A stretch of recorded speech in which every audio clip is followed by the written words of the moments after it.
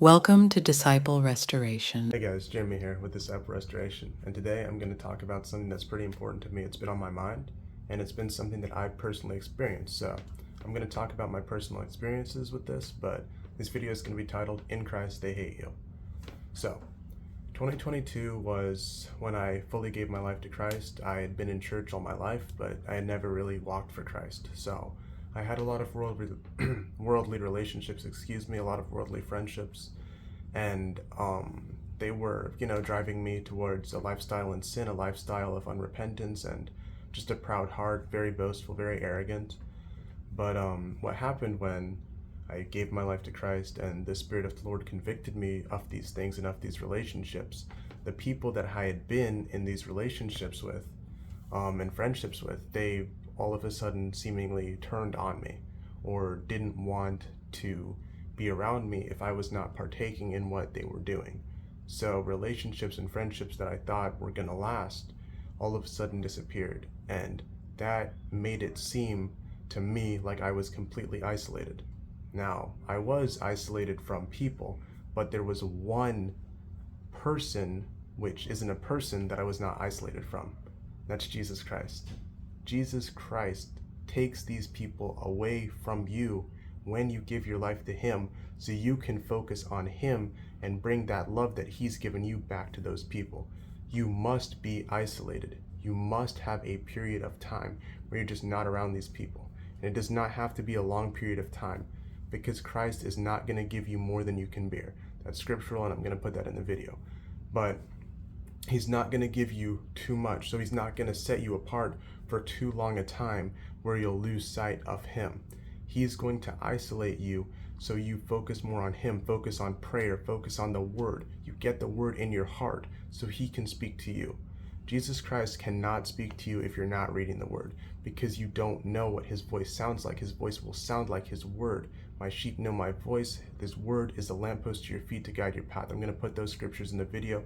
Hopefully it will help you understand this more. But you're seeking His voice out by discerning His voice through thoughts and emotions, but that's a whole other story, and it's not really emotions, it's more thoughts. So you're discerning the Lord's voice now. You are understanding where He calls you to go. You're able to now suffice and explain everything sufficiently to the people around you. But there's something missing. They still don't like you. Why still don't they like you? That's because, remember, they're blind. They can't see. And you, in your own strength, are trying to explain something that they simply cannot grasp. They have a carnal mind. They have a mind of flesh. Ezekiel 11:19 talks about transforming the heart of stone to a heart of flesh. That transformation has taken place in you already, but it has not taken place in them. So you are praying for that person while you're interceding for them.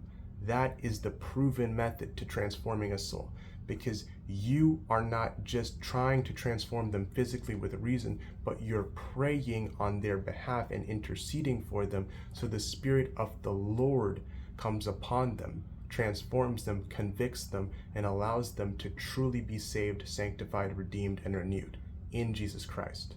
You are not salvation. You do not bring salvation.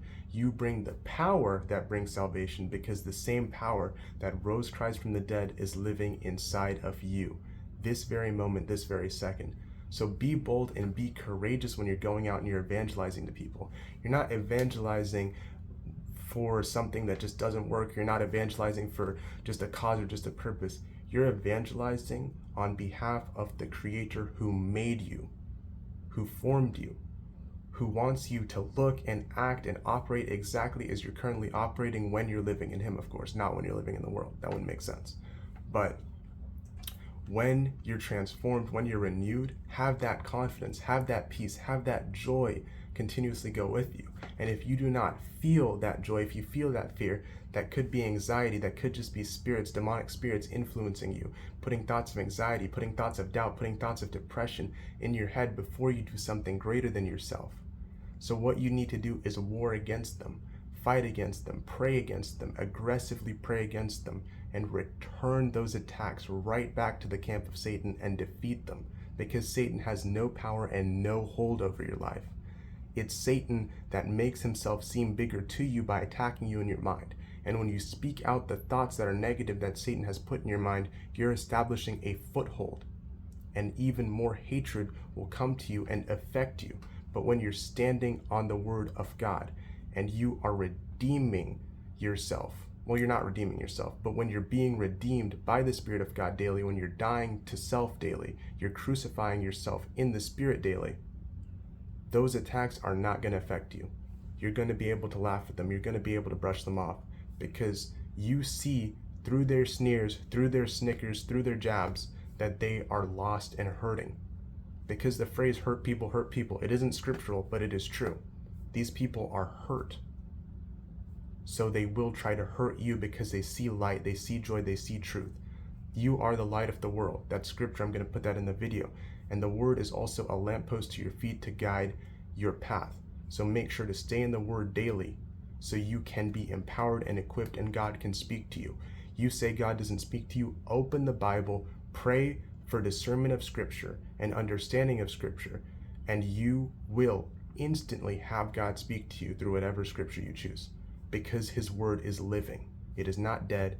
It is not meant for a specific time period. It is meant for right here, right now, to establish the principles that you currently live on. So, the moral, the main point, do not worry about what other people think. Your relationship to Christ is yours and yours alone. Your salvation is between you and Jesus Christ. It is not anybody else's to tell you whether you're saved or not saved. You will know you're saved because you're loving and living and having an intimate relationship daily with Jesus Christ. That means you're saved. Not just pretending to be saved or posting about being saved, but it is intimacy. And intimacy means that nobody else knows but you and Jesus Christ. So continue that intimate relationship and the fruit of it will flourish in the mighty name of Jesus. It will flourish. So do not worry about the outside voices, seriously, because they're going to continue to attack. But you have the power inside of you that raised Christ from the dead. I'm going to put that in the video description. So do not fret. God is with you, he loves you, and he wants to see you succeed. Because eventually in Christ, they will love you. They will be transformed by the power of God speaking through you. Continue to intercede for those people around you. Last thing that I'm going to say, continue to intercede because your intercessory prayers are actually what transforms the person. Your words add on to the intercessory prayers in the physical, but in the spiritual, your intercessory prayers are breaking those demonic strongholds, breaking those generational curses, and restoring the relationship that Jesus Christ has been yearning to have with that specific individual that he is going to reach through you. So, I'm just going to say a quick prayer at the end of this right now. I'm just going to bow my head. I'm not going to have my face in the frame. I don't want the focus to be on me. I want the focus to be on Jesus. And yeah. Dear God, I thank you so much for this individual watching this right now. I thank you for their soul. I thank you for your spirit. I thank you that you've called them to a relationship with you, Lord. I pray that they will be confident, that they will be encouraged, and that they will be able to evangelize effectively, Lord, with your spirit burning inside of them, Lord, in the mighty name of Jesus, Father God. I pray against any anxiety, any fear regarding anything that they have in their lives, Lord, that is holding them back, Lord. I ask that they be shot down and burned by the fire from heaven in Jesus' name.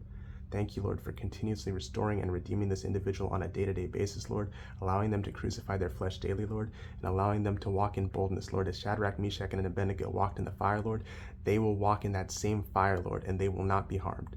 I pray this and prophesy this in the mighty name of Jesus Christ. Amen.